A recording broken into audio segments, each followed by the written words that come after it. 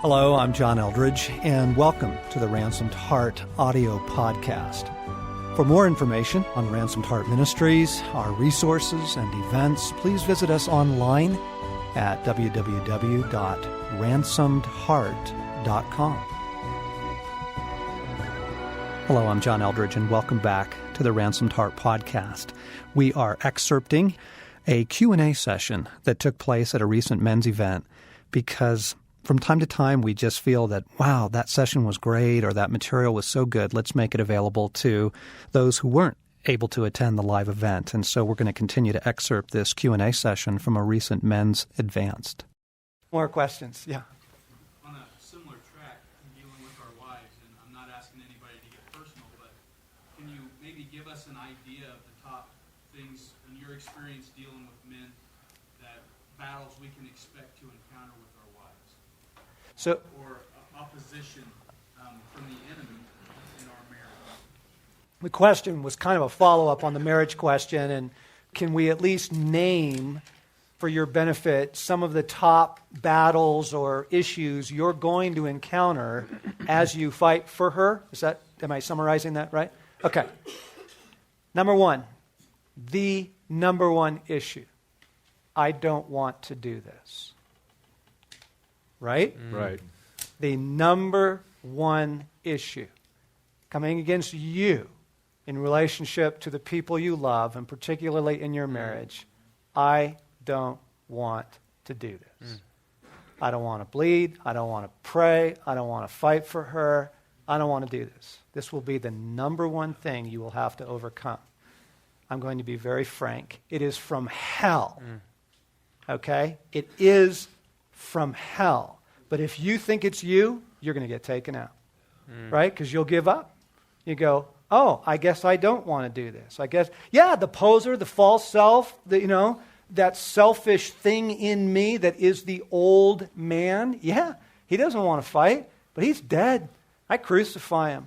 Right? That's not who I am. But if you fall prey to that first step, that one thing, the rest is a wash. Right? Yep. Go ahead. Name another. I was just going to say, if you haven't read Love and War, I mean, it's the best book on marriage that isn't all about marriage. Oh, shucks. Well, I mean, just to go deeper. Yeah, no, it's right. It's good. I directed the Captivating retreats for early years, and I remember sitting through those retreats, and it was such an honor and so humbling to see the point that John makes in the beauty session, that whatever battle is you're facing, hers is bigger. Whatever's set up against your life, hers is bigger.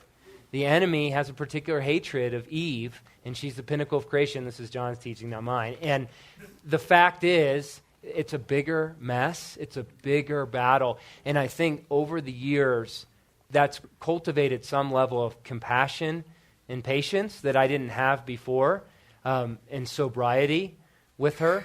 So that's a huge, huge factor. And then, I thought, give them the one lesson you learned from working at Captivating Retreats.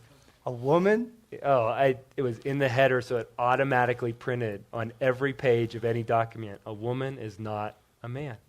That's it. That's it. You think you have the answer? Just layer that over, and then you'll know. Drama. Yeah. So that's the biggest thing is, for me, on top of what John said. And then the other factor, the universal reality she wants to be delighted in. And yet what I found with Sherry is I've had to become a student of what that means to her, because it blows my mind what matters to her and what doesn't. She doesn't want stuff. She doesn't want to go on trips. She doesn't want things, which are pretty weird, for a woman. But there's stuff she wants that costs a lot more than that stuff. And she wants like 4 or 5 times a day, a 30-second intimate conversation to know how I'm feeling about how the conversation of Q&A went. And it can be like 15 seconds, but she wants my heart, and she wants me present. And you know what?